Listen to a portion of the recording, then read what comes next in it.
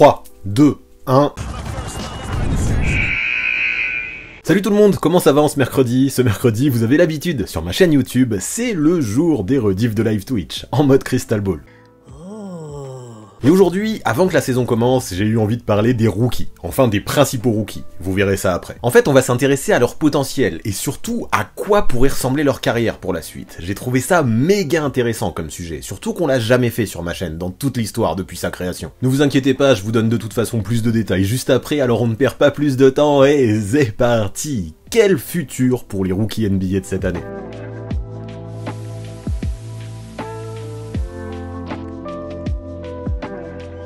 Allez, aujourd'hui, après avoir fait un focus sur les Français la semaine dernière, on va se pencher sur les rookies, afin d'évaluer leurs attentes quant à la suite de leur carrière. Vraiment, quant à la suite de leur carrière, j'y tiens, c'est important de le préciser. Ici, comme vous le voyez, avec les visuels et les images que je vous ai mis en bas, je suis allé sélectionner les 14 lottery picks de cette année, auxquels j'ai ajouté Chet Holmgren, qui lui a été drafté en 2022, c'est vrai, mais qui en raison d'une blessure, il a pas du tout joué de la saison 2022-2023, et donc il sera considéré comme un rookie cette année. Donc certains diront que pour certains joueurs dont je vais parler aujourd'hui, ça pourrait faire redite, vu que la semaine dernière, dans mon live sur les Français, on avait déjà classé dans des tiers les situations de Victor Wembanyama et de Bilal Coulibaly. Je veux bien que vous puissiez penser ça, mais non, parce qu'en fait, ici, aujourd'hui, il faut être conscient que le sujet n'est pas le même. La dernière fois, on exprimait nos attentes seulement sur la saison à venir, donc Victor Wembanyama et Bilal Coulibaly, on a analysé ce qu'ils pouvaient faire vraiment sur la prochaine saison. Quand aujourd'hui, pour tous ces jeunes joueurs, on va aller bien plus loin, c'est le jeu, et j'aime bien ça, parce que si vous avez compris le concept, nous, on va juger là aujourd'hui des attentes sur la carrière, carrément, pas seulement sur l'année rookie, et donc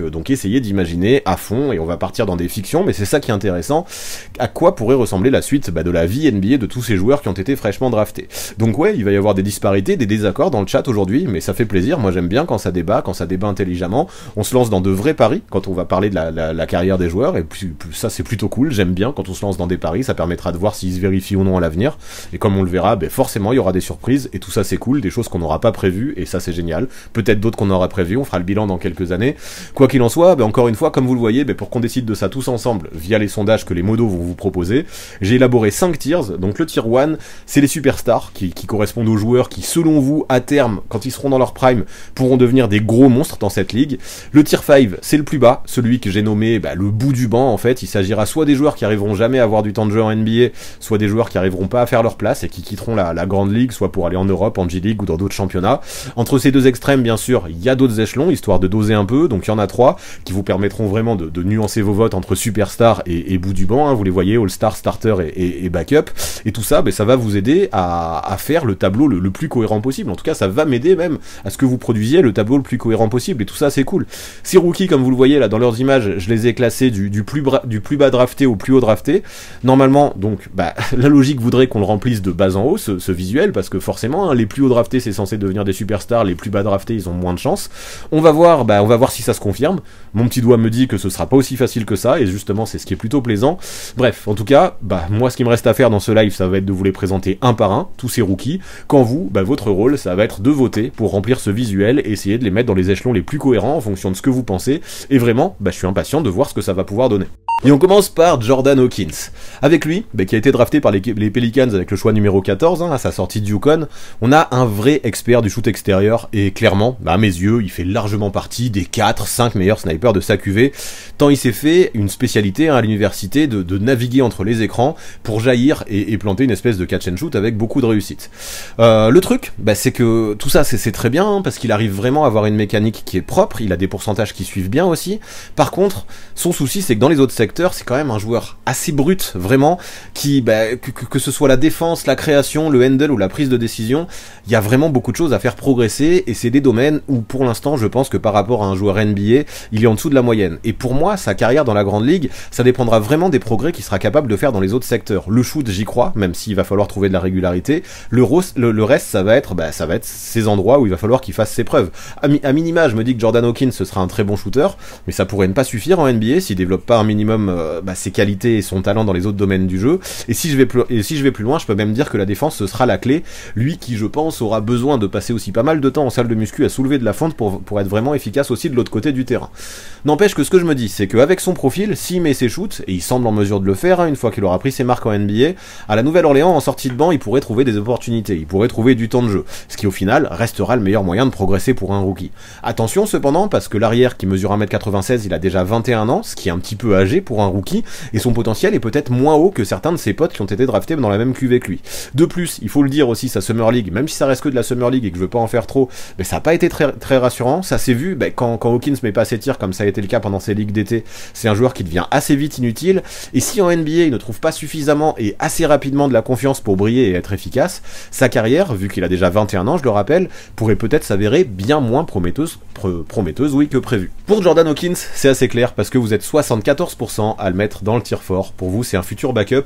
vous étiez 14% à le mettre dans le tier 3 en tant que futur starter, et 13% aussi à le mettre dans le tier 5 en disant que il n'aura aucune chance en NBA, ou alors il sera en bout de banc. Vos arguments, de façon générale, c'est le fait que ok, c'est un bon shooter, mais il a trop de progrès à faire dans tous les autres secteurs. Je vois aussi dans le chat que ça manque, pour certains d'entre vous, il manque un petit peu de talent pur, et il manque un petit peu de potentiel. Son âge, comme je disais, n'est pas rassurant. Franchement, ça me va, je pense que je l'aurais mis au tier 4 aussi, Jordan Hawkins, en espérant que ça ne devienne pas un tier 5. Pour moi, de toute façon, il a le potentiel pour être 3, 4, 5. Donc après, tier 1 et tier 2, ça me semble assez inaccessible pour lui. On sait jamais, ça peut être une surprise. Donc effectivement, ça peut être 3, 4, 5, et je pense que c'est pas mal de couper la poire en deux en le mettant dans le tier 4. Je vous rejoins là-dessus le chat, on a déjà classé Jordan Hawkins, on va passer au suivant. Maintenant, avec Grady Dick, on va parler d'un rookie qui a 19 ans, lui seulement, qui est sorti de Kansas, et qui a été drafté par les Raptors avec le 13e choix. Ce que j'aime avec lui, c'est que déjà, il fait 2m03, c'est une bonne taille pour le poste 2 qu'il occupe, et déjà à Toronto, il est déjà attendu très fort par tout le monde, lui qui en plus de ça avait fait vraiment marrer tout le monde le soir de la draft en disant qu'à Toronto, il comptait bien rapidement devenir pote avec Drake. Donc ouais, on a un gamin déjà qui a l'air sympa, mais surtout qui joue très bien au basket. Sa Summer League, elle a été excellente, son été a été studieux, il a beaucoup travaillé de ce que j'ai entendu, au point que selon les rumeurs, avant de transférer Lillard vers Milwaukee, les Blazers, ils auraient été fort intéressés par son profil s'ils avaient pu organiser un trade avec Toronto. Lui aussi, c'est un excellent shooter, en catch and shoot notamment, c'est sa spécialité, mais c'est aussi un gars qui peut créer un minimum pour lui-même, et ça c'est agréable, c'est pas juste un mec qui va jouer off-ball. Et surtout, malgré son jeune âge, c'est un joueur qui très souvent peut faire preuve de maturité et est capable de prendre les bonnes décisions. Par exemple, en défense, je trouve que c'est la meilleure illustration. C'est pas un bon défenseur, loin de là, n'empêche qu'avec son intelligence, son anticipation, son sens du jeu, ses placements, ça lui permet amplement d'éviter d'être une fraude dans le domaine, et au moins de faire le minimum, voire même d'être pas loin d'être average. Tout ça grâce à son cerveau, et je trouve ça vraiment intéressant. De plus, c'est un joueur qui a vraiment la réputation d'être une éponge, qui apprend et s'adapte à la vitesse de la lumière. Chez les Raptors, je pense que directement il pourra apporter son scoring, il pourra apporter sa fraîcheur, il pourra aussi obtenir des opportunités, et potentiellement profiter d'une reconstruction en cours de saison, pour essayer de vraiment expérimenter, avoir encore plus de temps de jeu, et pourquoi pas exploser au cours de sa campagne rookie. Les bases pour Grady Dick, elles semblent très bonnes pour se faire une bonne carrière, et je pense que s'il répond aux espoirs placés en lui, il a de quoi, je pense, s'imaginer et pouvoir envisager un avenir assez solide en NBA, le joueur des Raptors. Ok pour Grady Dick, là encore, pas trop de débat. Encore une fois, il y a un échelon qui, alors avec un petit peu moins de flagrance, ça se dit ça ? Enfin, c'est moins flagrant que pour Jordan Hawkins, mais vous êtes 54% à mettre Grady Dick au tier 3, c'est-à-dire l'échelon starter. Pour vous, ça va être un starter solide en NBA. Pour 27% d'entre vous, il n'aura pas le niveau, ce sera un backup. J'ai lu que certains d'entre vous n'avaient pas trouvé sa Summer League suffisamment solide. Moi, j'ai trouvé qu'il avait coché toutes les cases et répondu à toutes les attentes. Et par contre, pour 19% d'entre vous, Grady Dick, ça peut être un All-Star en NBA. Pourquoi pas, franchement. Effectivement, ça se joue entre le tier 2, le tier 3 et le tier 4. Pourquoi pas, si vraiment il répond à toutes les attentes et qu'à Toronto il confirme qu'il est dans un bon contexte pour se développer, pourquoi pas à terme, quand il sera à son prime, titiller le niveau All-Star, et pourquoi pas essayer d'obtenir une sélection. Je crois qu'il en a le potentiel vu qu'il a seulement 19 ans. C'est quand même un gros pari, je pense, de le mettre All-Star. Je pense que ce sera au moins un starter solide, et je valide également ce tier 3 avec vous. Allez, troisième rookie pour aujourd'hui maintenant, et avec Derek Lively, un pivot de 2m16 qui a 19 ans et qui est sorti de Duke. On a des Mavericks qui l'ont sélectionné avec le 12e choix et qui se vantent déjà d'avoir trouvé le parfait successeur de Tyson Chandler. Et en effet, moi je comprends vraiment ce qu'ils veulent dire quand ils comparent à Tyson Chandler, parce qu'en termes de taille, en termes de défense, en termes d'intensité, en termes de longueur, en termes d'agressivité, tout ce que vous voulez, c'est vrai que les deux pivots présentent pas mal de similitudes. Et puis on s'en rappelle, quand Chandler est arrivé en NBA, il sortait tout juste du lycée, c'était un phénomène athlétique qui était encore très brute. Et Lively, il a eu beau faire une année à la fac avec Duke, ça reste lui aussi un joueur très brut, très athlétique, très jeune, et qui semble, comme Chandler à l'époque, avoir besoin de temps pour atteindre son plafond, et donc j'arrive vraiment à comprendre les comparaisons qui sont venues directement du management des Mavericks. Néanmoins, si on reparle de Lively, avec des forces qui sont déjà établies et présentes, surtout dans une équipe de Dallas qui, je trouve, depuis des années galère à trouver de la stabilité à son poste 5, peut-être qu'il pourrait avoir quelques opportunités et très bien profiter de la gravité et des caviars de joueurs comme Luka Doncic et Kyrie Irving qui pourraient lui envoyer au-dessus du cercle pour mettre quelques points dans la raquette, tandis qu'en défense, Lively, même s'il reste encore un petit peu naïf, qui fait pas mal d'erreurs, qui peut faire encore pas mal de fautes, il a néanmoins des qualités de protecteur de cercle qui pourraient faire largement le taf et compenser un petit peu cette naïveté qui, j'en suis sûr, progressera avec le temps et la maturité. Le plus dur pour lui, ce sera probablement l'adaptation en NBA, et c'est difficile de savoir aujourd'hui combien de temps il lui faudra et s'il y arrivera vraiment, parce qu'on sait qu'il y a des joueurs qui n'arrivent jamais à comprendre le flow et le jeu pratiqué dans la grande ligue. Donc Lively, ce sera vraiment le point essentiel pour lui. Il en a les capacités, mais ça peut prendre du temps. S'il fait trop d'erreurs, il faut en être conscient. On a un Jason Kidd qui pourra pas se permettre de l'utiliser beaucoup.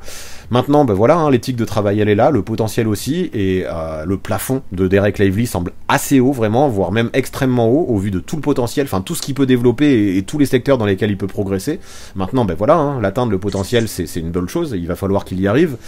Si ça se trouve, il arriverait même à choper rapidement une place de titulaire à Dallas, qui sait, parce que finalement, il y a quand même que peu de concurrence à son poste. Donc à lui, à Lively, maintenant, de se développer au maximum dans les meilleures conditions. Si c'est le cas, je pense que sky is the limit pour la suite de sa carrière. Sans ça, il pourrait tout de même quand même devenir un pivot solide, mais qui possède finalement peut-être pas un QI basket suffisamment important pour pouvoir prétendre à un temps de jeu conséquent. Là, je vous donne un petit peu la meilleure situation à mes yeux et la pire, et donc ça va être à vous de trancher pour voir dans quel tir vous allez le mettre, le Derek Lively. Pour Derek Lively, il y a eu des votes à 4 échelons différents, et je trouve ça intéressant, et finalement je trouve que c'était assez prévisible, vu les incertitudes qu'il y a selon ce joueur. Là où il va aller, c'est au tier 3, parce que vous êtes 44% à le voir starter.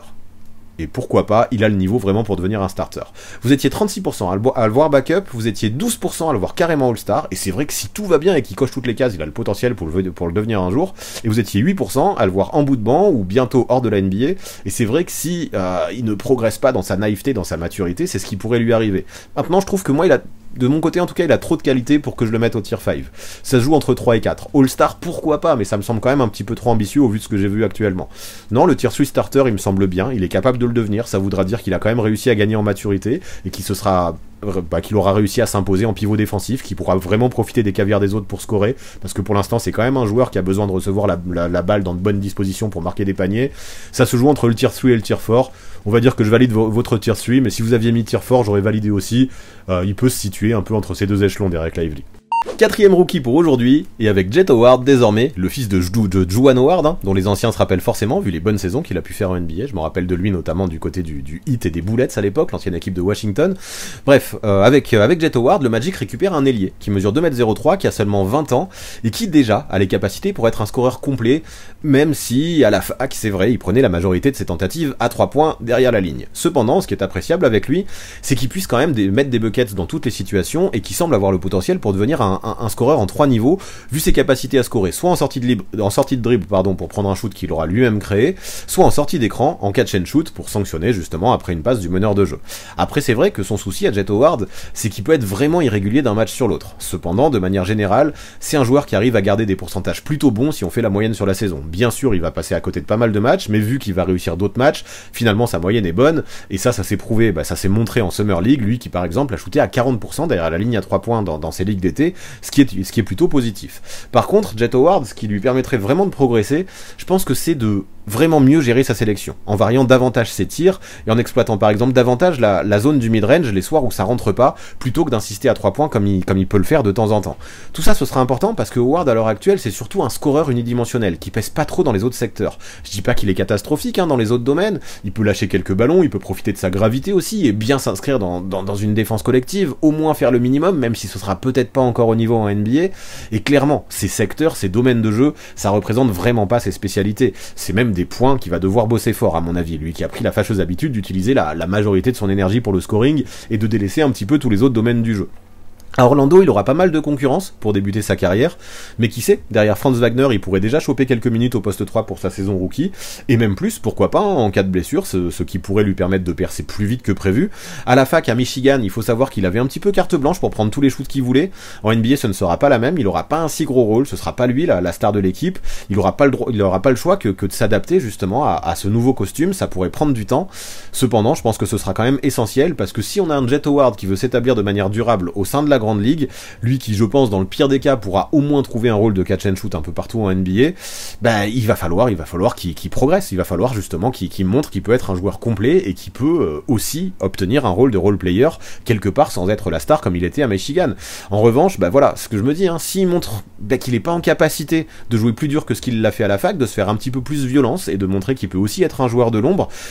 s'il montre non plus qu'il est pas capable de varier sa sélection de shoot, je me dis que les coachs pourraient vite l'oublier à terme dans les rotations. Bien sûr, c'est pas ce que je lui souhaite, mais effectivement, pour l'instant, pour moi, ça reste quand même un joueur très unidimensionnel qui devra s'adapter à la NBA, s'adapter à un nouveau rôle, s'adapter à un nouveau rythme. Ça peut demander du taf pour Jet Howard, mais voilà, il a 20 ans, il peut le faire, et là, on va voir si vous y croyez ou pas. Pour Jet Howard, je sais pas si on aura des gens au tier 5 dans ce live. Vous êtes 48% à le mettre au tier 4, mais je crois que c'est le premier joueur, en tout cas depuis le début de ce live, qui a autant de votes pour être au tier 5, parce que vous étiez 26% à dire qu'il finirait en bout de banc ou hors de la ligue, mais vous étiez aussi 26% à l'imaginer starter. Ça me va, un Jet Howard en tier 4. J'ai du mal à croire qu'il va pouvoir drastiquement progresser dans les autres domaines, même si c'est ce qui sera attendu de sa part. Après, il peut briller grâce à son scoring, il peut briller grâce à son shoot. Il peut avoir du temps de jeu en tant que catch and shooter, et voilà pourquoi je pense qu'il peut tout à fait avoir un rôle de backup. Cependant, attention, parce que clairement, s'il n'apporte que ça, que son scoring, qui fait des erreurs, des opportunités pour en avoir de moins en moins, et si à côté de ça, il est pas capable d'apporter un petit peu dans le travail de l'ombre, dans les rebonds, dans la défense, et dans tous ces intangibles un petit peu qui se mesurent pas forcément dans les stats, mais aussi dans l'envie et l'intensité, des choses qu'il a pas toujours montré du côté de Michigan à la fac, il pourrait très vite finir au tier 5, et clairement j'aurais hésité entre le 4 et le 5, mon côté optimiste aurait peut-être fait choisir le 4, mais il faut être conscient que il y a un monde où Jet Howard ne fait pas sa place en NBA, même si je lui souhaite de faire bien mieux que ce que j'attends de sa part, j'ai tendance à peu y croire, mais clairement il peut aussi arriver au tier 3 comme certains d'entre vous l'ont dit. On verra ça dans quelques années, mais pour l'instant selon la commu, et je vous rejoins, c'est un tier 4 Jet Howard. Avec Cason Wallace maintenant, on parle d'un meneur qui a seulement 19 ans, qui mesure 1m93 et qui sort tout juste de Kentucky. À la draft, c'est OKC qui l'a choisi avec le pick numéro 10, et s'il est arrivé aussi haut dans le top 10, c'est principalement en raison de ses qualités de défenseur. Franchement, quand je pense à lui, j'ai pas peur de dire que sur le backcourt, parmi les arrières, avec sa longueur, sa force, sa vitesse latérale, son activité aussi, ses mains qui bougent dans tous les sens et ses lectures, c'est probablement, je répète, sur les postes arrière, le meilleur lockdown de sa QV, et ça on le sait, en NBA, avoir un meneur qui défend fort, c'est du pain béni pour beaucoup d'équipes, à condition quand même qu'il soit un minimum performant en attaque et que ce soit pas un trou noir offensivement. C'est là que le bas blesse un petit peu pour Cason Wallace, parce que même s'il possède un bon premier pas et des qualités suffisantes pour créer la séparation avec son défenseur et se créer quelques tirs, et à 3 points et même au shoot de manière générale, c'est un joueur qui est loin d'être une valeur sûre. Surtout que jusque là, il semblait également un petit peu hésitant à l'idée de pénétrer et aller au cercle, et c'est pénalisant, et ça pourrait être encore plus l'être au niveau NBA. Un joueur qui met pas ses shoots de loin et qui en plus de ça n'est pas un expert de la pénétration, il faut qu'il se démarque d'autres manières, ou alors il faut qu'il progresse dans ces domaines-là. Maintenant, rassurez-vous, il n'est pas non plus totalement inutile en attaque. Ça reste un meneur de jeu, qui sait un minimum porter la balle, qui le fait même plutôt bien, qui peut aussi agir en initiateur de jeu, qui est plutôt un bon passeur aussi, qui a une bonne vision, un bon playmaking. Mais le souci, c'est qu'à OKC, au vu de la densité de joueurs à son poste, et qui peuvent aussi faire preuve justement de playmaking, de vision de jeu et faire des passes, et qui peuvent porter la balle aussi,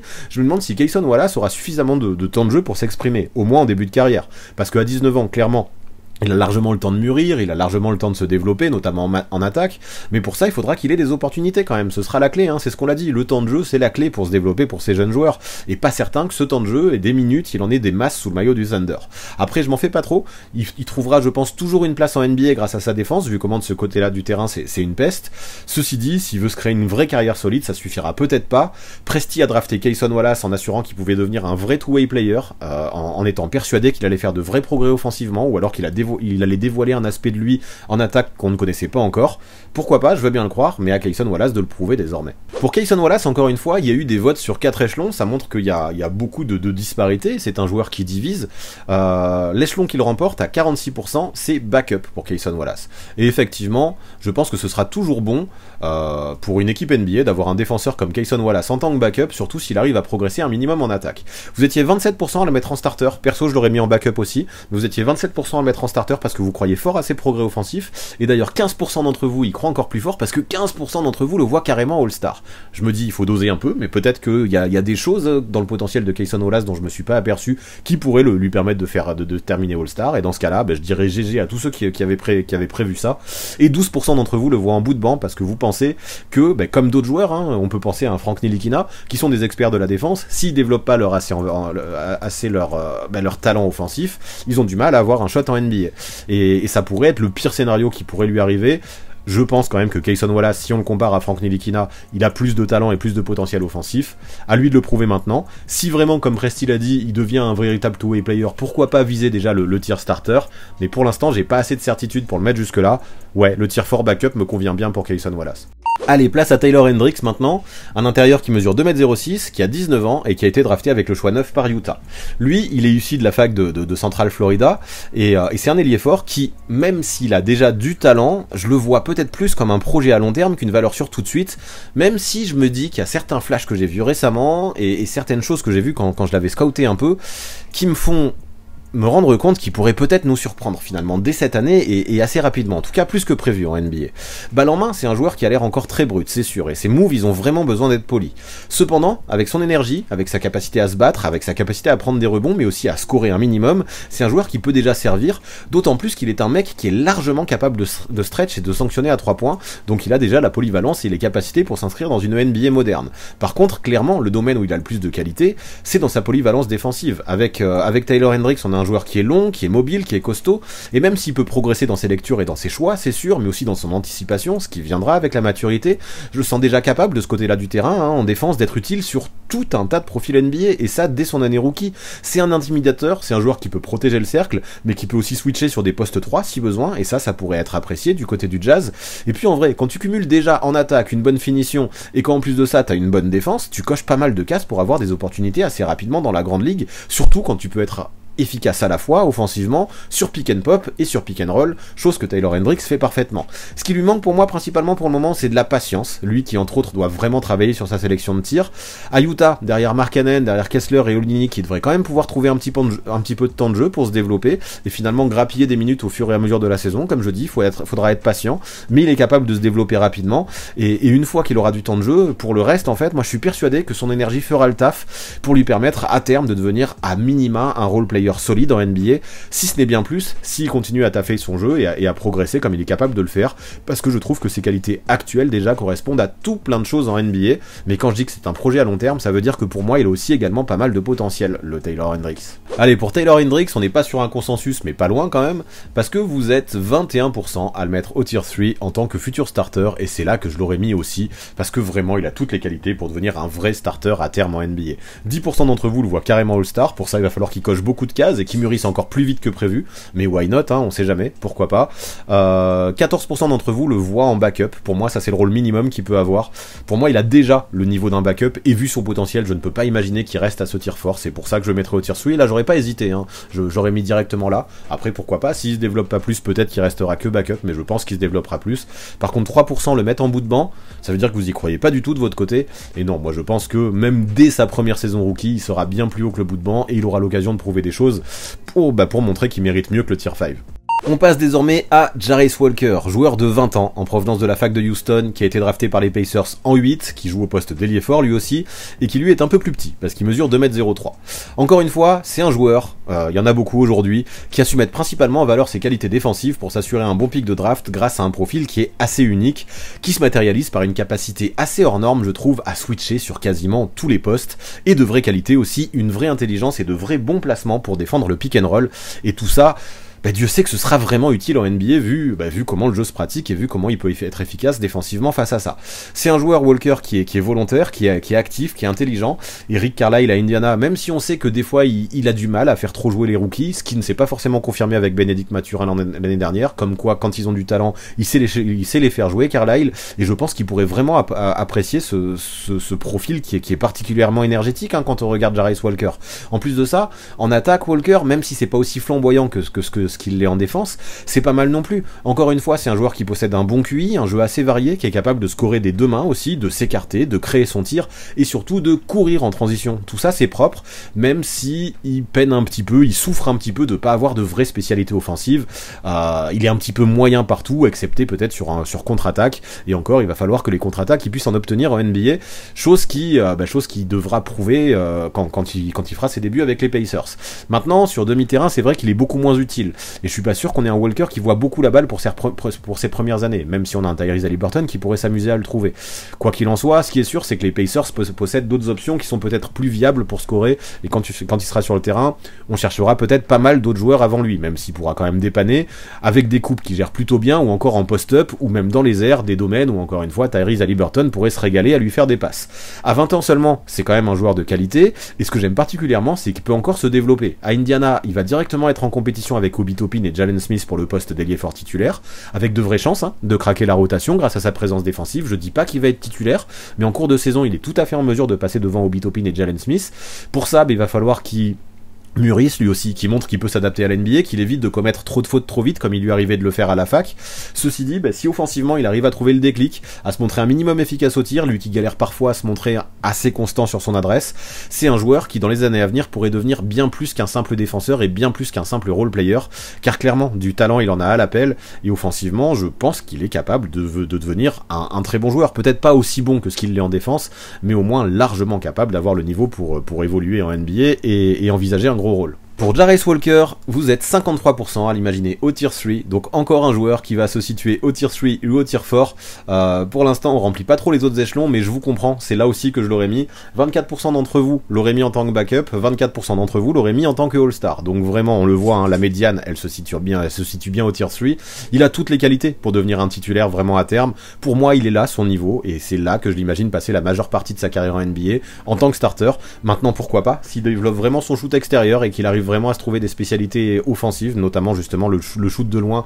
il peut peut-être envisager d'être dans les discussions pour le All-Star Game, mais ça me paraît anticipé pour Jarace Walker, donc le tier 3 me convient bien. Je comprends ceux qui le mettent au tier 4, mais pour moi il a déjà les qualités suffisantes pour envisager un tier 3, donc oui, je l'aurais très bien mis là aux côtés de Taylor Hendricks. Allez, Cocorico, premier français du jour, Bilal Koulibaly, que vous connaissez bien, un arrière d'1m98, de qui nous avons déjà beaucoup parlé lors du live de la semaine dernière sur les Français. Du coup, vu qu'il y a pas mal de vidéos que j'ai faites à son sujet, je vais pas revenir trop précisément sur toutes les qualités de Bilal, on les a déjà largement évoquées, notamment sur le Airball Project que j'avais fait sur lui. Donc ce qu'on va retenir pour faire vite et pour faire bref, c'est que c'est un joueur qui sait tout faire, des deux côtés du terrain, et qui a tout juste 19 ans, en plus de ça, le fait très intelligemment et peut vraiment se développer encore dans tous ces secteurs. Tout ça, c'est super prometteur. Sa progression fulgurante chez les Mets, elle a vraiment marqué les esprits l'an dernier. Et s'il continue à ce rythme, il pourrait vraiment atteindre rapidement un niveau affolant, et c'est bien pour ça que les Wizards ont fait en sorte de pouvoir le sélectionner si haut lors de la dernière draft avec le pick numéro 7. À Washington, avec lui, on compte pas brûler les étapes, on compte prendre son temps, mais par contre on croit fort en lui au vu de la belle Summer League qu'il a réalisée lui aussi. Et vraiment, on est tout à fait prêt à lui donner déjà du temps de jeu, vu qu'avec les départs de Bill et Porzingis, la franchise est désormais en totale reconstruction. Je dis pas qu'il sera starter dès le début, même s'il y a un monde où il peut l'être, mais clairement il est capable de revendiquer une place de starter peut-être en cours de saison s'il continue ses progrès, et si c'est pas le cas, peut-être le faire plus tard dans sa carrière, à voir à quel point vous croyez en lui et à son potentiel. Quoi qu'il en soit, il va arriver en NBA en étant le 3e plus jeune joueur de toute la NBA, mais clairement pas le 3e moins bon, même si aujourd'hui, il doit encore prouver qu'il est NBA ready. Pour ça, il devra encore faire des progrès, je pense, dans sa conduite de balle, dans son handle, dans sa création pour lui-même, mais aussi dans sa création pour les autres. Tous ces points peuvent lui permettre de devenir un excellent joueur s'il les travaille comme il faut. Même chose sur le tir extérieur, ce serait bien qu'il progresse et qu'il devienne plus constant également. Pour progresser, clairement, il va devoir trouver une certaine régularité sur son shoot, ce sera essentiel, même si les bases sont là et que la mécanique est plutôt propre, ce qui permet d'être quand même assez optimiste et ce qui est encourageant. S'il pouvait prendre un petit peu de muscle aussi, passer du temps à la salle, ça lui ferait pas de mal également.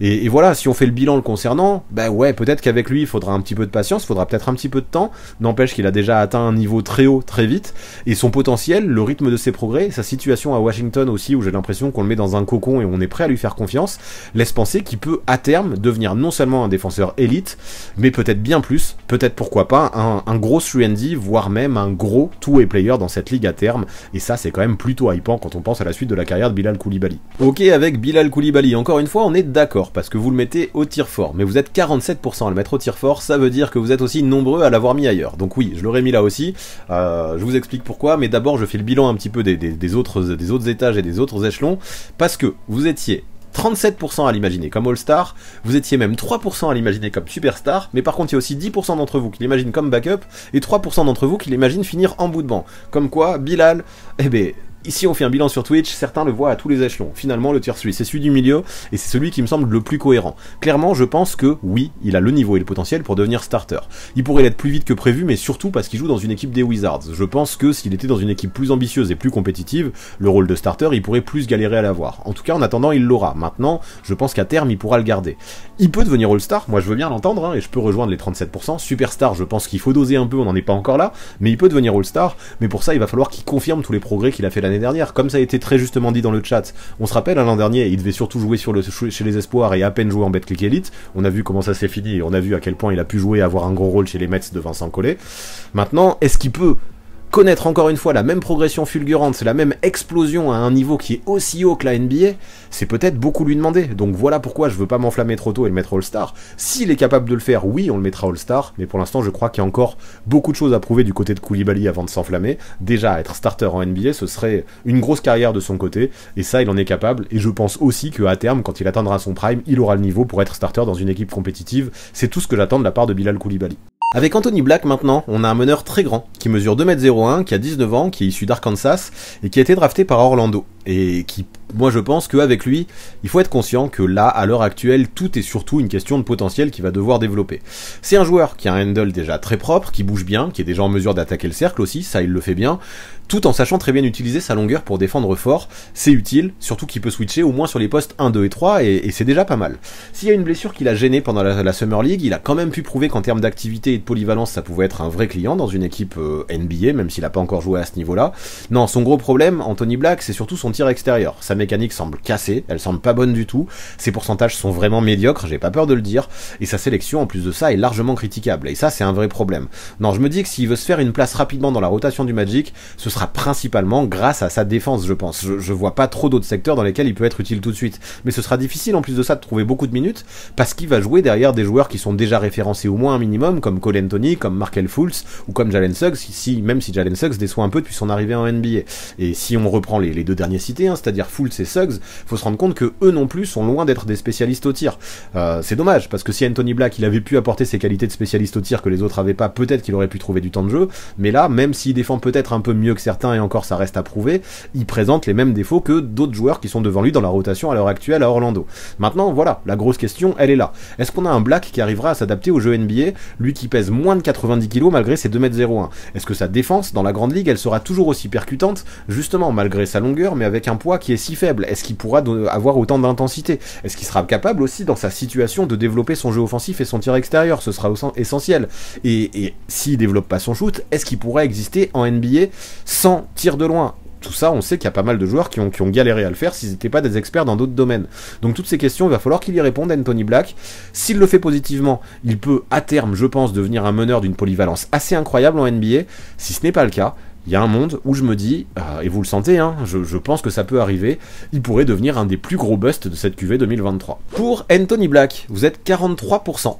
à le mettre en tant que backup, donc on va vous écouter et on le met en tant que backup, je vous donnerai mon avis après avoir fait le débrief des autres votes. Vous êtes 39% à le mettre en bout de banc, donc je sais pas si je vous ai influencé quand vous avez senti que j'y croyais peu, mais peut-être que c'est le cas. Vous êtes 13% à le voir starter, et 4% à le voir All-Star. Bon, All-Star, je pense qu'il y a quand même beaucoup de choses à prouver. Pour moi, ça se joue entre les tiers 3, 4 et 5. Et perso, c'est peut-être le premier que j'aurais mis dans le tier 5, Parce que ouais, j'ai l'impression que son shoot est vraiment trop mauvais pour qu'il existe en NBA. J'ai l'impression qu'en plus de ça, à Orlando, il tombe assez mal dans le début de carrière, parce que c'est pas une équipe qui compte sur un profil comme ça. Ils auraient eu plus besoin de spacing et de shoot. En plus de ça, des joueurs de grande taille à Orlando, c'est pas comme s'ils en avaient pas déjà un paquet. Et ça peut peut-être pénaliser son développement. Et je pense que c'est vraiment pas la meilleure situation pour lui. Donc c'est peut-être, là de toute façon on va se mouiller, hein, et c'est peut-être très sévère concernant Anthony Black, parce que comme j'ai dit, il a quand même d'autres qualités. Elles sont défensives, elles sont dans le playmaking aussi, il peut attaquer le cercle, tout ça. C'est des choses qui font de lui quand même un bon joueur. Mais j'ai l'impression que dans cette NBA, vu qu'il, je le trouve expert dans aucun autre domaine, c'est un bon défenseur certes, mais c'est pas un expert. C'est un bon playmaker certes, mais c'est pas un expert. C'est un bon slasher certes, mais c'est pas un expert. Par contre, c'est surtout un shooter qui a vraiment des problèmes dans ce domaine-là. Et j'ai l'impression que tous ces joueurs qui n'ont pas de shoot en NBA, ils sont obligés d'être experts pour pouvoir avoir du temps de jeu. Et c'est là que j'ai peur. Je me demande si Anthony Black pourra vraiment devenir expert dans un autre domaine, si il pourra vraiment progresser au shoot. Si c'est le cas, comme je disais, il peut avoir une polyvalence de fou furieux, et pourquoi pas viser un rôle de starter. S'il le fait moyennement, il pourrait avoir un rôle de backup, mais là, la situation de son début de carrière fait que je l'aurais plutôt mis au tier 5, Anthony Black. Il faut se mouiller, ça fait partie du jeu, on parle de carrière, on fait des paris, et j'avoue, c'est le premier joueur que j'aurais mis au tier 5, même s'il a été drafté très haut, parce qu'il a été drafté avec le choix 6. Évoquons maintenant le premier jumeau Thompson, Ausar, qui lui est issu de la Overtime Elite. Lui, il a joué la majeure partie de sa vie aux côtés de son frère jumeau Ayman, dont on parlera juste après, et qui lui joue meneur. Et donc du coup, même si à la base il a plus ou moins les qualités que son jumeau, on a Ausar qui l'a laissé jouer meneur, et lui a appris d'autres choses, notamment à évoluer au poste 2 ou 3 pour performer off-ball et développer une efficacité qui peut être très intéressante en catch and shoot s'il continue à la développer, parce que des progrès clairement seront encore attendus pour lui de ce côté-là concernant la régularité au tir, sur laquelle il est quand même régulièrement en difficulté. De plus, c'est quand même un joueur, même s'il est pas meneur comme son frère, qui sait très bien porter la balle, qui peut créer pour lui, qui peut créer pour les autres, hein. Il peut faire de super passes, il a une très bonne vision de jeu, Ausar Thompson, et offensivement, malgré des soucis de constance au shoot, il présente déjà, je pense, un profil très intéressant. Après, même si dans le domaine il l'est un petit peu moins que son frère, il est tout de même un joueur très athlétique, qui peut faire le spectacle, et poser de gros dunks, et qui en plus de ça, défensivement peut faire un travail assez monstrueux. C'est aussi un joueur qui mesure 2m01, qui sait très bien utiliser ses grands bras pour protéger le périmètre, et je pense qu'en NBA, il aura aucun mal à défendre sur les postes 1 à 3. Là, j'ai quasiment aucun doute là-dessus. Maintenant, le truc, c'est que en Overtime Elite, ok, il a été bon, parce que pendant 2 ans de suite, il a été élu MVP des playoffs, il a clairement éclaboussé cette ligue de son talent, hein, cette ligue qui est assez récente, mais le problème, il est un petit peu là, avec lui et avec son frère, parce qu'aujourd'hui, personne ne sait ce que vaut vraiment le niveau de la OTI pour former des prospects NBA. On a vu Gene Montero qui a pas pu avoir de temps de jeu en NBA. Non, les frères Thompson, ça va vraiment être les premiers joueurs qui vont pouvoir avoir du temps de jeu en NBA, et ça va montrer quel est le vrai niveau de cette Overtime Elite, et je comprends qu'on puisse avoir des doutes, parce que dans cette ligue où finalement la défense n'a que peu de place et où le spectacle est largement mis en avant, on pourrait avoir l'impression que c'est plutôt une ligue de spectacle et d'entertainment, plus qu'une ligue qui va développer des joueurs. Donc on verra ça, j'espère me tromper, mais j'espère que oui, cette formation en Overtime Elite n'est pas la seule raison pour laquelle Ausar et Ayman Thompson a brillé, et je pense que oui, ils peuvent briller en NBA à condition que, effectivement, ils étaient formés de la bonne façon. Bref, je m'embrouille un peu, je pars un peu loin, et la question elle est là. Est-ce que c'est ce contexte si particulier de la OT qui a permis aux jumeaux de briller autant, ou bien ont-ils les vraies qualités pour briller en NBA? Tout ça, on le saura vite. En attendant, pour Ausar, malgré des difficultés au tir, on a un joueur qui a réalisé une bonne Summer League globalement avec Détroit, prouvant qu'à seulement 20 ans, il était capable d'avoir une activité qui était assez phénoménale dans tous les secteurs du jeu, notamment en rebond, où il s'est battu et il a gobé des rebonds avec ses qualités athlétiques de façon assez impressionnante.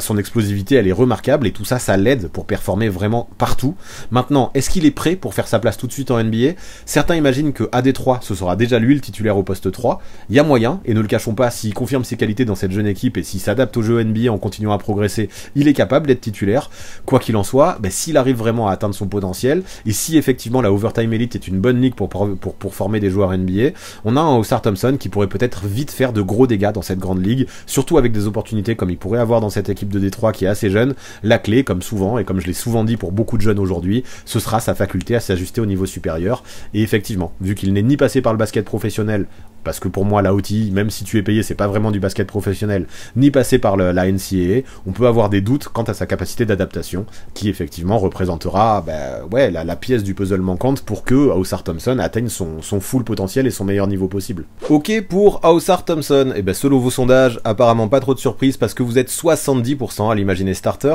22% d'entre vous l'imaginez All-Star et 9% d'entre vous l'imaginez backup, donc une grande majorité d'entre vous l'imaginent starter. Franchement oui, starter, je me dis que c'est le minimum pour Ausar Thompson, il a vraiment le potentiel, toutes les qualités, l'explosivité, il a vraiment tout ce qu'il faut pour être un titulaire solide à terme en NBA. J'aurais pas de doute pour la Overtime Elite, comme j'en ai largement parlé, j'aurais peut-être carrément mis All-Star. C'est juste les doutes que j'ai sur la OTI qui font que je le mette starter, mais si effectivement on arrive à se rendre compte que la OTI finalement avait un très bon niveau, et que les frères Thompson, ils sont sortis de là et ils ont brillé là-bas, parce que, pas juste parce que cette ligue ne défend pas et est faite pour le spectacle, mais aussi parce qu'elle est à haut niveau, clairement on peut prévoir de grandes choses pour eux, et c'est voilà. Il y a juste ça qui m'empêche de le mettre All-Star, en attendant starter ça me va bien pour Ausar Thompson, et on continue à remplir largement ces deux échelons du tier 3 et du tier 4, je m'y attendais, c'est là où franchement on attend le plus de rookies de toute façon pour la suite de leur carrière. Pour le frangin maintenant, Amen, qui à peu de choses près présente les mêmes mensurations, je vais pas trop en faire parce que sur beaucoup d'aspects, les constats sont à peu près les mêmes qu'avec Ausar, notamment sur la régularité au shoot, qui est encore peut-être plus problématique chez Amen que chez Ausar, et surtout c'est pareil sur les preuves qu'il va devoir faire concernant le passage de la OTI vers la NBA dont j'ai déjà beaucoup parlé avant et dont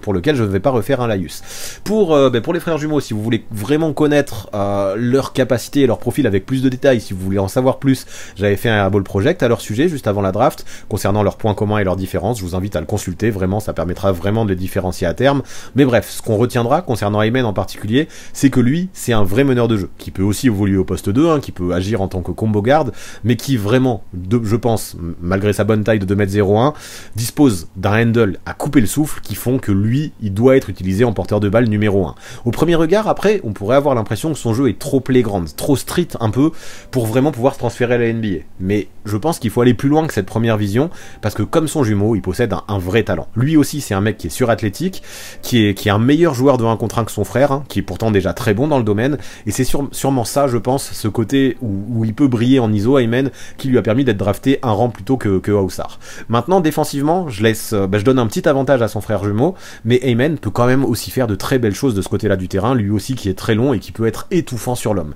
Dans le playmaking, pareil, même si parfois on pourrait lui reprocher sa tunnel vision, lui qui aime beaucoup scorer quand même, on pourrait aussi lui reprocher sa mauvaise sélection de tir, ça reste un vrai crack, il a une bonne vision de jeu, il fait des passes de fou, il arrive à anticiper, il a une panoplie de passes qui est dingue, tout ça c'est cool, et toutes ses faiblesses de toute façon, il arrive je trouve vraiment à les compenser avec son agressivité, son envie de jouer, et des qualités athlétiques qui sont assez hors normes, qui lui permettent largement d'attaquer le cercle ad vitam aeternam pour marquer tout un paquet de points. Il profite également parfaitement de sa taille pour bien voir le jeu, et à son poste, en ISO, comme je disais, il a un côté assez inarrêtable lorsqu'il se met en tête d'aller scorer. Maintenant, la question qu'on peut se poser, c'est quel rôle il aura en début de carrière derrière des joueurs qui vont jouer à son poste comme Fred VanVleet et Jalen Green. Est-ce que Udoka, il le trouvera assez prêt pour lui donner des opportunités, sachant que maintenant, Udoka l'a dit, c'est fini de tester tout le monde à Houston, on veut essayer d'être compétitif au maximum. Tout ça, ce sera la clé, parce que Amen, il aura sûrement besoin d'un petit peu de temps pour s'adapter au jeu NBA, surtout en sortant de la Overtime Elite, mais s'il obtient les minutes et qu'il saisit les opportunités, il est capable de le faire, il y a de quoi être vraiment enthousiaste pour la suite de sa carrière, même si a priori, au moins pour sa saison rookie, il pourrait, je pense, voir un petit peu moins le parquet que son frère. Après une blessure qu'il a gênée en Summer League, il est désormais en pleine santé, et donc j'ai hâte de voir s'il arrivera à transférer ses grosses qualités et son gros potentiel au niveau NBA désormais, du côté de Houston. Ok pour Amen Thompson, ça s'est tapé fort et ça s'est décidé jusqu'au dernier moment des votes, parce que ça se battait entre All-Star et Starter, et finalement vous êtes 48% à le voir Starter comme son frère, et vous étiez 43% à le voir All-Star. 10% d'entre vous le voient backup, je pense qu'il vaut plus que ça. Non, moi aussi j'aurais hésité, pour les mêmes raisons, je l'aurais mis Starter pour les mêmes raisons que son frère, parce que j'attends de voir ce que ça peut donner, une formation en Overtime Elite avant de briller en NBA. Il a le potentiel pour devenir All-Star, mais je ne veux pas m'enflammer à cause de ce passage sur la Overtime Elite. Donc oui, je l'aurais mis Starter également. Maintenant, si je suis complètement honnête, je crois que j'ai un petit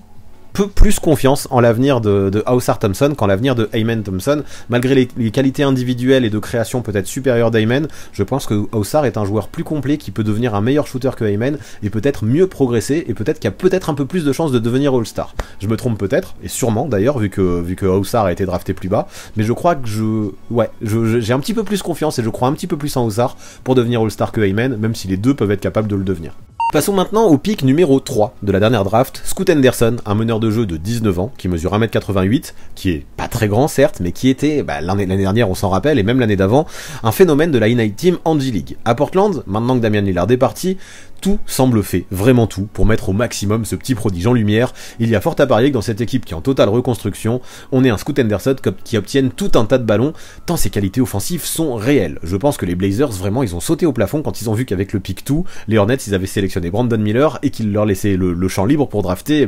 Scoot Henderson. Ce que j'aime chez ce joueur, c'est que mentalement, il semble born ready. Vraiment, il est prêt à assumer la pression. On se rappelle, c'est le plus jeune joueur de l'histoire de G-League à avoir joué, et il a déjà fait des performances sur sa saison 1. Et là, moi j'ai l'impression que, ouais, clairement, mentalement, il est prêt à prendre la relève de Damian Lillard. Il est conscient qu'on ne pourra pas effacer Damian Lillard dans le cœur des Blazers, mais il est aussi conscient que on peut essayer justement d'apporter d'autres choses et essayer de les consoler différemment. Et Scoot Henderson, j'ai l'impression qu'il est prêt justement à prouver à tous les GM que c'était une erreur de le drafter seulement en 3, lui qui est persuadé qu'il a les qualités pour devenir rookie de l'année. Le gamin, de toute façon, quand on le voit jouer, on s'en rend vite compte. C'est une espèce de roi de l'ISO, un roi du pull-up, qui peut également transpercer les défenses pour attaquer le cercle et poser un gros tomard, parce que lui aussi, c'est un joueur qui a une énorme explosivité, qui a d'immenses qualités athlétiques, qui lui servent aussi pour s'octroyer des points très simples en contre-attaque. Sa faiblesse pour l'instant, c'est surtout une espèce de manque de fiabilité derrière l'arc, comme beaucoup d'autres meneurs de son âge, c'est pas le seul, et tout ça on le sait, le shoot ça se travaille, et il y a plein de joueurs qui progressent au fur et à mesure de la carrière. Surtout que ça se voit, ça fait 2 ans que Scoot Henderson travaille dessus, et il y a déjà des progrès qui sont plutôt prometteurs. Et après, de toute façon, même s'il devient jamais un shooter élite, je pense qu'il peut devenir au moins un shooter average, et quoi qu'il en soit, il compensera autrement, parce que c'est un bon playmaker, c'est un défenseur très correct, et même si sa taille et ses baisses de concentration fréquentes peuvent tout de même l'handicaper dans le secteur défensif, je trouve que, oui, il arrive vraiment à jouer avec l'intensité qu'il faut pour faire au moins le taf nécessaire pour avoir du temps de jeu défensivement. C'est un joueur qui joue avec beaucoup d'énergie, comme j'ai dit, c'est un super scoreur en sortie de dribble, c'est un mec qui peut aussi évoluer off-ball également, et ça c'est intéressant parce qu'il partagera sûrement le parquet avec des joueurs comme Anthony Simons et Shaedon Sharpe qui porteront beaucoup le ballon aussi, et le fait de pouvoir jouer sans la balle, ça peut être une force pour Scoot Henderson, et clairement, si je fais le bilan le concernant, et si je donne mon avis, on a un joueur avec Scoot Henderson qui me paraît trop puissant, trop vif et trop charismatique pour échouer en NBA, d'autant plus au vu des opportunités en or qui lui seront données à Portland avec le départ de Damian Lillard. Vous l'avez compris, on en parlera un petit peu plus après, mais Scoot Henderson, ouais, j'y crois quand même pas mal. Ok pour Scoot Henderson, et je pensais que je m'enflammerais, parce que clairement je crois fort en lui, vous l'avez sûrement compris quand j'ai dressé un peu ses qualités juste avant. Je pense que surtout dans un contexte comme Portland, il a le mental, il est prêt, il a ce shoot à mi-distance, il a cette pénétration, il a ce playmaking, cette explosivité, cette capacité à jouer le 1 contre 1 comme personne, qui font que pour moi, il a le charisme aussi, l'envie, le mental. Pour moi, oui, je pensais vraiment m'enflammer, et j'allais justifier ça en disant oui, je le mets dans le tier 1, contrairement à vous, parce qu'il faut se mouiller et qu'il faut bien en mettre là-haut, et j'aurais mis Scoot Henderson là-bas, mais au final vous êtes 66% à rejoindre ce tier 1 superstar, donc on le met là-haut, on est tous d'accord là-dessus, on y croit, Scoot Henderson futur superstar, et vous étiez aussi à le mettre, 34% à le mettre all-star, personne ailleurs, donc ça veut dire que les espoirs sont très grands concernant Scoot Henderson, parce que selon vous, à minima, ce sera un all-star, mais selon la majorité, ça deviendra une superstar, et j'avoue que j'ai tendance à y croire fort aussi, il fait partie de mes chouchous, et un des joueurs que j'ai le plus hâte de voir évoluer du côté de Portland à la reprise. Donc let's go Scoot Henderson, montre-nous maintenant que tu as le niveau pour devenir une superstar comme on l'attend de ta part. Avec Brandon Miller maintenant, un ailier qui fait 2m06, qui est issu d'Alabama et qui est âgé de 20 ans, les Hornets à la draft, comme on l'a dit juste avant, ont décidé plutôt de jouer le fit avec la Melo Ball plutôt que d'avoir un autre meneur et de drafter Scoot Henderson. Je les comprends un peu, même si moi j'ai tendance plutôt à prioriser le talent au fit, mais pourquoi pas, c'est le choix des Hornets, je suis persuadé qu'ils auraient pu jouer ensemble les deux, mais eux, ils ont préféré choisir Brandon Miller. Donc maintenant, c'est clair, on a un joueur qui n'a plus le choix, il devra prouver que ce pick numéro 2, il le mérite en NBA, parce que lui, c'est avant tout un scoreur, qui est capable d'exister vraiment sur un jeu en mouvement et de profiter des passes d'un meneur pour scorer des tonnes de points en catch and shoot, grâce à une mécanique qui est belle, qui est soyeuse et qui est très efficace elle aussi. Directement, il va être promis à un rôle de titulaire à Charlotte, et nul doute que dès le début de sa carrière, il saura profiter des caviars de LaMelo. Attention quand même, j'ai quelques doutes sur le fait que Steve Clifford puisse vraiment créer une attaque, un mouvement et un système de jeu vraiment percutant pour faire briller Brandon Miller, mais peu importe, parce que si LaMelo reste en bonne santé, il a quand même un meneur de jeu qui saura le trouver dans les bonnes positions, et ça c'est déjà quelque chose de bien. Surtout qu'attention, parce que Brandon Miller c'est pas juste un scoreur, c'est aussi un joueur qui est très polyvalent, qui est capable de performer dans absolument tous les secteurs lecteur du jeu au moins un minimum. Des deux côtés du terrain, il est bon, du rebond à la défense, en passant par le playmaking, il sait tout faire, au moins un petit peu. C'est un joueur qui est très fluide, qui est très smooth, qui a un très bon QI, qui est capable d'avoir une très bonne prise de décision aussi pour son âge, et je crois que c'est bien tous ces côtés-là qui ont convaincu les Hornets. Maintenant, c'est clair, ça peut être un joueur irrégulier. C'est vrai qu'il a foiré sa marche Madness aussi face à des défenses qui s'acharnaient sur lui. C'est un joueur qui peut quand même prendre de gros coups de chaud. Il faut le noter lors de certaines rencontres, mais aussi se montrer très clutch, et ça permet vraiment d'être enthousiaste le concernant.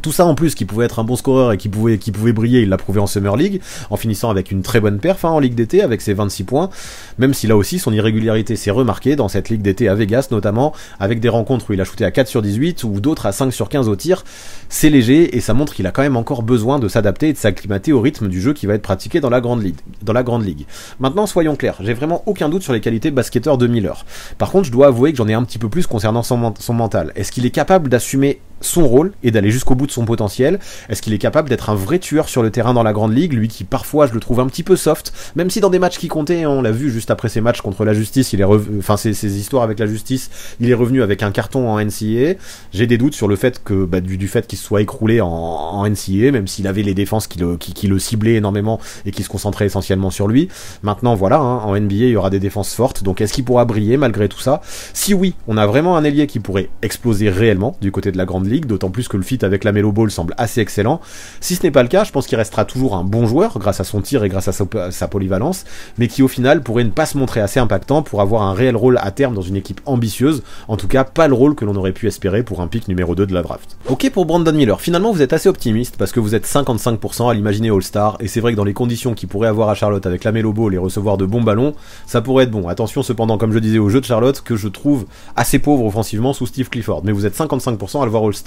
Vous êtes 38% à le voir starter, 3% d'entre vous le voyez superstar, et 3% d'entre vous n'y croient pas du tout et le voient en bout de banc. En bout de banc, il faut doser quand même, ça reste quand même un joueur de qualité, même si je comprends qu'on puisse avoir des doutes. Perso, j'ai des doutes, notamment sur son mental, comme je vous l'avais dit. Bien sûr qu'il a fait son carton après ses histoires extra-sportives, mais comme je vous l'ai dit, sa marche Madness n'est pas bonne. J'ai besoin de plus de certitude concernant son mental, son attitude, sur le fait de comment il pourra s'adapter en NBA avant de m'enflammer. Pour l'instant, je le mettrai surtout starter. Il a le potentiel peut-être pour devenir All-Star, mais là l'objectif c'est de faire un pari pas sur le potentiel mais sur la réalité qu'on envisage. La réalité que j'envisage, c'est que Brandon Miller peut être un très bon starter en NBA, mais que j'ai trop de doutes personnellement pour le voir All-Star comme vous. C'est notre premier petit désaccord, il est pas excellent. On a eu un petit désaccord aussi concernant Anthony Black, il est pas non plus phénoménal, mais j'aurais sûrement mis Brandon Miller dans la case en dessous. Voici maintenant l'intrus de notre liste, avec Chet Holmgren qui, contrairement à tous les autres dont j'ai parlé avant, comme je l'ai dit en début de vidéo, n'a pas été drafté en 2003, mais en 2022. Cependant, comme je l'expliquais, vu qu'une blessure l'a privé de toute sa saison, la saison passée, il sera quand même considéré comme un rookie à la reprise. Et lui, clairement, on va pas mâcher nos mots, c'est un joueur sur lequel le Thunder compte très fort dès maintenant pour aller occuper un rôle dans la raquette qui manquait très fortement à l'équipe. Là, on a un joueur qui a été drafté avec le deuxième choix, il y a un peu plus d'un an, derrière Paolo Banchero, qui du haut de ses 2m13 et de ses 21 ans, peut sembler un petit peu frêle au premier regard, et semble tout à fait posséder l'espèce de profil, le genre de profil qui se fait facilement victimiser par d'autres big men en NBA. Cependant, moi je crois qu'il faut pas se fier à cette impression visuelle, et je crois qu'il faut vraiment le regarder jouer, parce que Holmgren, on s'en rend très vite compte sur le terrain, ça peut être un joueur très dur. En plus de posséder une excellente agilité, mais aussi un vrai tir extérieur qui lui permette de créer pour lui, et de correspondre tout à fait au profil des intérieurs modernes en NBA, c'est un défenseur assez exceptionnel, qui saura toujours aller au contact, mettre son corps en opposition, encaisser les coups et surtout utiliser ses bras super grands, ses bras tentaculaires pour gêner les attaquants adverses. Si ses débuts sont tant attendus à OKC, ce n'est pas pour rien, c'est que tout le monde est persuadé que sa présence peut galvaniser cette très jeune équipe du Thunder et l'aider à passer un cap, elle qui en plus de ça a déjà disputé le play-in l'an passé. Maintenant on attend les playoffs pour cette équipe d'OKC et Chet Holmgren peut être l'une des clés qui leur permet d'atteindre ce stade. Le mec il va vraiment avoir un vrai rôle donc et il semble déterminé en plus de ça à l'idée de montrer qu'il peut au moins faire aussi bien que Wemby. On s'en rappelle, c'était des rivaux quand ils étaient jeunes. Holmgren a beau être plus vieux, a beau avoir été drafté avant, c'est tous les deux un petit peu ces espèces de licornes qui vont adorer s'affronter, et je pense que Chet Holmgren va pas se laisser faire. Il veut montrer que c'est un prospect aussi intéressant que Victor Wembanyama. Pour aller plus loin, Il faut aussi ajouter que Holmgren c'est aussi un très bon joueur d'équipe qui je pense sera tout à fait en mesure de faire ce que le coach lui demande, parce qu'en termes d'attitude je le trouve assez exceptionnel lui aussi. Pour moi avec Scoot Henderson ce sera le principal rival de Victor dans la quête du trophée au rookie de l'année. Par contre attention, à OKC pour le moment on prévoit plutôt de l'utiliser au poste 5 quand je pense personnellement qu'il pourrait davantage briller au poste 4. La question au poste 5 c'est, on le disait plus tôt, est-ce qu'il risque pas de se faire vraiment bouffer par des big men bien plus physiques en NBA, et est-ce que ce serait pas trop le mettre en danger de l'utiliser au poste 5 en début de carrière, quand clairement il a toutes les qualités pour jouer au poste 4. Tout ça on verra, je pense qu'il peut s'y adapter au poste 5, et quoi qu'il en soit, au vu des ambitions du Thunder, au vu de ses ambitions à lui, au vu de son talent, au vu de son passif aussi, et de sa situation, au vu du fait aussi qu'il est passé 1 an sans jouer et qu'il va arriver avec les crocs et mort de faim, je m'attends à ce que Chet Holmgren puisse réaliser une carrière très très solide dans la grande ligue. Pour ça il va falloir qu'il évite les blessures, c'est sûr, mais si c'est le cas, avec son profil qui semble parfait pour la NBA d'aujourd'hui, j'imagine que peu de chances que Chet Holmgren devienne un bust. Ok pour Chet Holmgren, et qui va directement aller rejoindre Brandon Miller dans la case des futurs All-Stars selon vous, parce que vous êtes 61% à l'avoir mis là, 30% d'entre vous le mettent en superstar et 9% d'entre vous le mettent en tant que starter.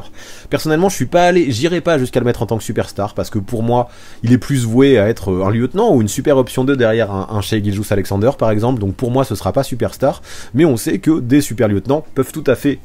envisager le niveau All-Star. Comme on le disait, ok il manque de poids, et je vois que ça gêne certains d'entre vous dans le chat parce que vous pensez qu'il va se faire éteindre par d'autres pivots, mais comme je disais, des Jokic et des Embiid ils éteignent de toute façon 90% des autres pivots en NBA, et Chet Holmgren peut-être qu'il va se faire bouffer par des mecs comme ça, sauf qu'il y a plein d'autres pivots en NBA que Chet Holmgren peut arriver à défendre, on l'a vu avec des joueurs comme Evan Mobley, comme Nick Claxton, qui sont pas forcément bien épais mais qui peuvent être très solides aussi sur des postes 5, Nick Claxton notamment, on voit que la combativité et l'agressivité suffit quand des fois tu manques de poids. Chet Holmgren, je pense qu'il a cette attitude, cette mentalité, et je trouve que aborder le jeu avec aussi peu de crainte du contact malgré son manque de poids pour Chet Holmgren, c'est très positif. Donc voilà pourquoi je l'aurais mis All-Star moi aussi, parce que vraiment j'ai l'impression que dans la tête il a tout ce qu'il faut pour devenir à terme All-Star en NBA. Et enfin, encore une fois, comme lors du dernier live, nous finissons avec le premier pick de la dernière draft, Victor Wembanyama, qui a 19 ans et qui mesure 2m24, et qui tout simplement est l'un des prospects les plus attendus de toute l'histoire de la NBA, ça on en a déjà parlé là aussi. Là encore, je vais pas revenir en détail sur ses qualités, sur tous les points qu'il a taffé, je reviendrai pas non plus sur sa situation à San Antonio, qui me semble assez idéale pour lui ou pas loin. De toute façon, ce discours, si vous êtes habitué à la chaîne, si vous êtes abonné depuis longtemps, vous le connaissez par cœur, vu le nombre de fois où j'ai été amené à parler de Victor ici, vu qu'il avait que 15 ans à l'époque où j'ai sorti ma première vidéo sur lui. Ça fait longtemps vraiment que je parle de lui, mais bref, revenons à lui, revenons à nos moutons, revenons au Victor de 2023, et c'est sûr, ok, ce sera compliqué pour Wemby de jouer les playoffs la première année à San Antonio, et ceux qui attendent ça, même si lui a annoncé qu'il pouvait le faire, sont peut-être un petit peu trop optimistes. Et ok, il y a des chances aussi qu'ils doivent s'habituer à perdre beaucoup, au moins au début de sa carrière. Du coup, aujourd'hui, plutôt que de se focus sur le début de sa carrière, dont on a déjà beaucoup parlé la semaine dernière, on va plutôt se concentrer sur la suite de sa carrière, sur l'objectif des Spurs à terme avec lui, qui se situera clairement dans quelques années, d'ici 4-5 ans, disons, une fois qu'il aura été vraiment mis dans les bonnes conditions pour exploser, prouver son potentiel et s'approcher de son prime. Bien sûr, avant d'en arriver là, il faudra de la patience avec Victor, qui connaîtra forcément des coups durs, et même peut-être des blessures, tout ça, ça fait partie du quotidien des joueurs en NBA, notamment des jeunes prospects aussi, mais si mentalement, et il semble avoir les dispositions pour, il arrive à se relever de ça, et à continuer à capitaliser là-dessus, à arriver à gérer les temps faibles et les temps forts pour continuer à progresser, nous sommes clairement en droit d'avoir d'immenses attentes concernant Wemby. Dans le jeu, c'est un ovni, avec une taille, une mobilité et des qualités des deux côtés du terrain qui sont jamais vues, qui ont jamais été vues jusque-là dans la grande ligue, mais en plus de ça, ce qui est appréciable, c'est qu'il semble être mature, il semble avoir la tête bien faite, et en plus il est super bien entouré. Maintenant je comprends les Wemby sceptiques, y a pas de problème, et je sais que vous êtes nombreux, mais aujourd'hui quand même je trouve que c'est difficile de dire qu'il possède pas absolument tout le bagage pour devenir un monstre à terme, même si aucune de ses prévisions, bien sûr, ne peut jamais s'avérer exacte à 100%. Les blessures par exemple c'est imprévisible et on sait pas ce que ça va donner, même s'il a fait une saison très complète l'année dernière avec les Mets où il a complètement évité les blessures et il s'est montré super rassurant. Donc a priori pour les mêmes raisons que celles que j'évoquais juste avant concernant Chet Holmgren, on a Popovich qui devrait l'utiliser majoritairement au poste 4 et je trouve que c'est bien, c'est son poste naturel et c'est une bonne chose quant à son développement de pas trop le mettre en danger face aux autres postes 5. Aujourd'hui certains disent que c'est un mix entre Kevin Durant, Giannis Antetokounmpo et Rudy Gobert, on les connaît ces comparaisons. Je suis pas forcément d'accord avec tout, je trouve qu'il y a un petit peu d'abus et qu'il faut doser aussi de temps en temps, mais rien que ça montre à quel point les attentes sur le dos de Wemby sont complètement démesurées, même s'il faut se rendre compte que certains sont parfois dans l'abus, dans un sens comme dans l'autre d'ailleurs. D'autres j'ai lu dans les commentaires de ma dernière vidéo que dans 3 ans il se retrouverait en Euroleague. Je veux bien qu'on ne croit pas en lui, mais je trouve qu'il faut doser quand même entre méga superstar et futur GOAT et joueurs qui ne jouera absolument pas en NBA. Bref, si on reparle de Wemby, oui, il lui faudra du temps, je pense, pour développer son corps et s'adapter à la NBA. Pour lui, comme tous les autres jeunes de 19 ans, il faudra être patient, il faudra accepter des coups de mou, il faudra accepter des erreurs, il faudra accepter aussi un possible rookie wall. Et oui, pour Wemby, comme pour tous les rookies, il y aura des périodes de haut, mais il y aura aussi des périodes de bas. S'il arrive à bien rebondir sur ces périodes de bas, je pense que les choses peuvent être très bonnes pour lui. Et de toute façon, c'est ça que moi je veux retenir. Si les attentes sont si importantes ce jour concernant Wemby, c'est qu'il a tout le bagage d'ici 4-5 ans, voire peut-être moins, s'il progresse à une vitesse folle comme il est capable de le faire, pour devenir un joueur complètement incroyable en NBA. Le temps nous le dira maintenant, si les observateurs et moi-même, on s'est trompé ou pas le concernant, mais vous l'avez compris, j'ai des attentes très hautes quant à Victor Wembanyama. Ok pour Wemby, je le disais, il y a des Wemby sceptiques, et quand je disais faut doser un peu, vous êtes quand même 7% à dire que Wemby il fera sa carrière en bout de banc et qu'il n'a pas du tout d'avenir en NBA. Je sais pas pour quelle raison, j'ai pas lu d'argument pour ça dans le chat. Peut-être avec son corps qui pourrait potentiellement plus se blesser que d'autres au vu de sa taille, parce qu'on l'a vu, les grands en NBA, ça fait rarement une longue carrière, ça a souvent des blessures aux articulations, aux pieds notamment ou aux genoux. C'est peut-être pour ça que vous pensez qu'il fera pas de carrière en NBA, mais à part ça, je vois pas du tout de raison, et je pense que c'est surtout pour troller un peu que vous me l'avez mis en bout de banc, parce que vous êtes 79% à le voir comme une superstar, et je pense qu'il peut y arriver, surtout que c'est rassurant, c'est tombé aujourd'hui d'ailleurs, il a énormément travaillé cet été, et il a pris du poids, entre 4 et 7 kilos de muscles visiblement, il a aussi énormément travaillé sa souplesse, et je pense que tout le travail qu'il fait sur son corps comme ça peut lui permettre au moins d'éviter au maximum les blessures, en tout cas toutes celles qui auraient pu être liées à sa taille et liées à sa condition physique. Là il l'a dit, il se sent dans la meilleure forme physique et la meilleure condition physique de sa carrière. Tout ça c'est quand même super rassurant vis-à-vis des blessures. Maintenant on pourra pas éviter que de temps en temps il se fasse une cheville parce qu'il tombe sur le pied d'un autre, qu'il fasse un mauvais appui, qu'il fasse des mauvais pas. Ça c'est le cas pour tout le monde. Donc effectivement, si Wemby peut se blesser, tous les autres peuvent se blesser et tous les autres peuvent vivre une carrière en bout de banc. Je pense clairement que Wemby, mentalement comme physiquement, comme de ses qualités des deux côtés du terrain, défensivement, il a tout pour devenir une superstar. Je dis pas qu'il va devenir le GOAT, bien sûr, dosons, mais si je mets Scoot Henderson en tant que superstar, je mets également, bien sûr, Wemby en tant que superstar à ses côtés, moi aussi. Épilogue. Là, on va faire un petit bilan, et d'habitude, je vous parle de nos désaccords quand on fait le bilan. Et là, c'est pas l'idée, parce que des désaccords, bien sûr qu'on en a, mais ils sont pas forcément fondés, parce que c'est des paris sur le potentiel, et le potentiel, on sait jamais si les joueurs vont pouvoir y accéder ou pas. Donc je vais plutôt vous dire, dans chaque étage que vous avez fait, quels sont les joueurs auxquels je crois le plus et auxquels je crois le moins. Là, en tier 1 superstar, vous m'avez mis Scoot Henderson et Victor Wembanyama. Bien sûr, j'aurais mis ces deux-là aussi, là-dessus on est d'accord, je crois plus en Victor Wembanyama qu'en Scoot Henderson, mais attention à Scoot Henderson, qui clairement va arriver avec les crocs, va avoir envie de prouver,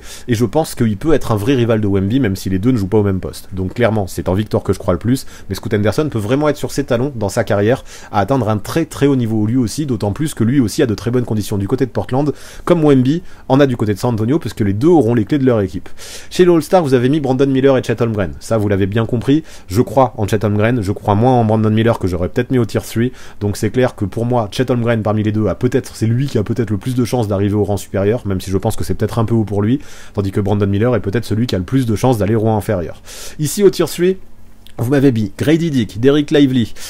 Taylor Hendricks, Jarace Walker, Bilal Coulibaly et les jumeaux Thompson. Il y en a deux, peut-être trois limites, auxquels je crois vraiment particulièrement. Grady Dick, Derek Lively et Ausar Thompson, même si je crois aussi en Hyman. Mais Ausar Thompson aura peut-être des meilleures conditions pour se développer en début de carrière du côté de Détroit, quand Hyman Thompson a peut-être plus de monde sur son poste. Allez, si je devais dire parier sur un qui deviendra All-Star, Derek Lively il le peut, vraiment, s'il continue à développer son rôle à la Tyson Chandler en super défenseur dans une équipe qui a des wins, il peut l'être à terme d'ici quelques années, mais je trouve que c'est un pari trop gros parce qu'il est encore trop brut actuellement et je trouve qu'il y a moins de certitude que pour d'autres. Ausar Thompson et Hyman Thompson, je les aime bien, mais j'ai l'incertitude du